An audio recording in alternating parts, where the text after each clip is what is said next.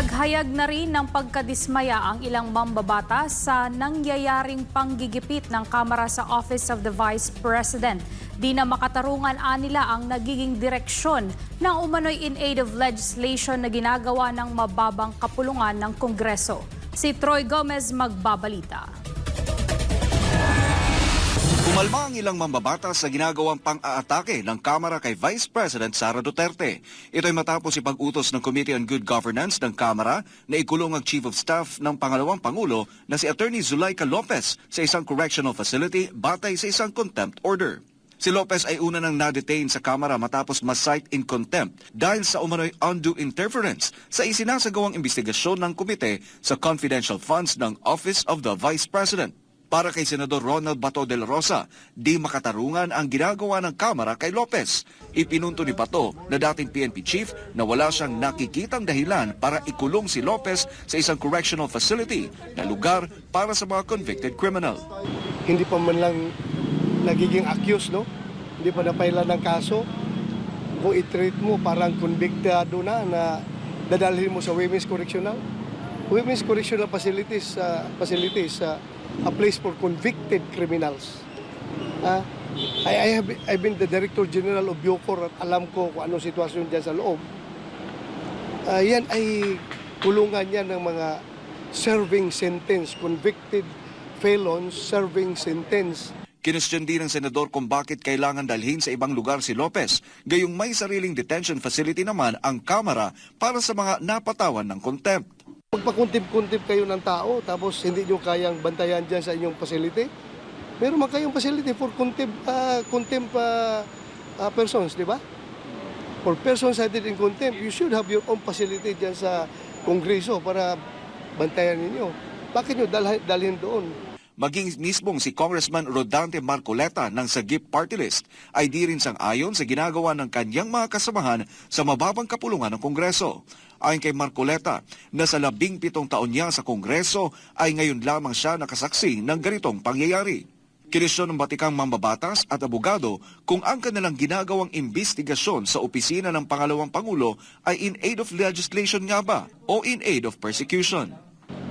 Ang tanong, ang House of Representatives po ba ang gaganap sa tungkulin ng Commission on Audit? Pagka ganun, tanggalin na po natin ang COA sapagkat sila na po ang nag-o-audit.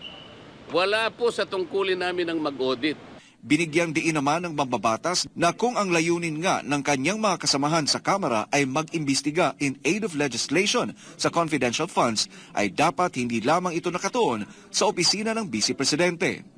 Sinabi ni Marcoleta na bukod sa Office of the Vice President ay may kanya-kanya ring confidential funds ang iba't ibang bahagi ng gobyerno tulad ng national government agencies, government-owned and controlled corporations, local government units at maging ang Office of the President, House Speaker at iba pa. Ilang opisina ba ang merong confidential fund sa palagay nyo? May idea ba kayo?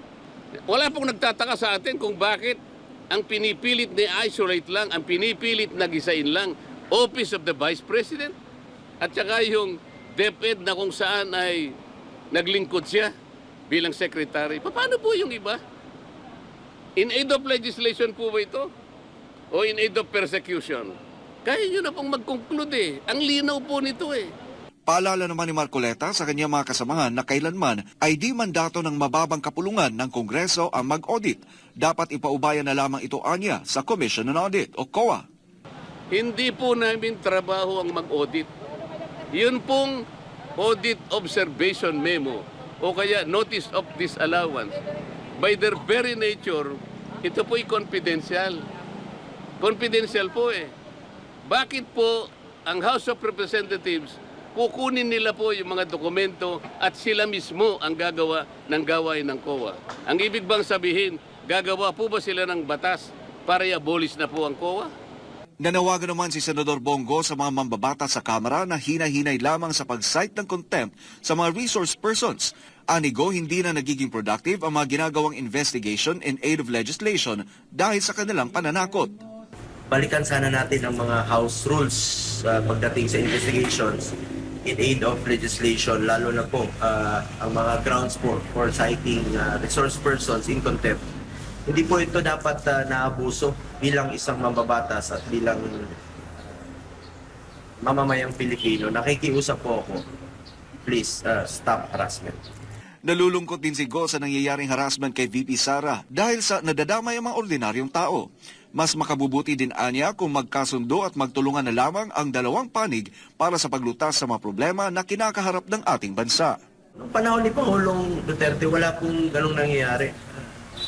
Trabaho po, tutulungan po ang mga iba't ibang sangay ng gobyerno, executive at ang legislative to craft laws para sa development po ng ating mga kababayan. Importante ngayon, trabaho muna, serbisyo muna. Para sa Diyos at sa Pilipinas kung mahal, Troy Gomez Agulat, SMNI News.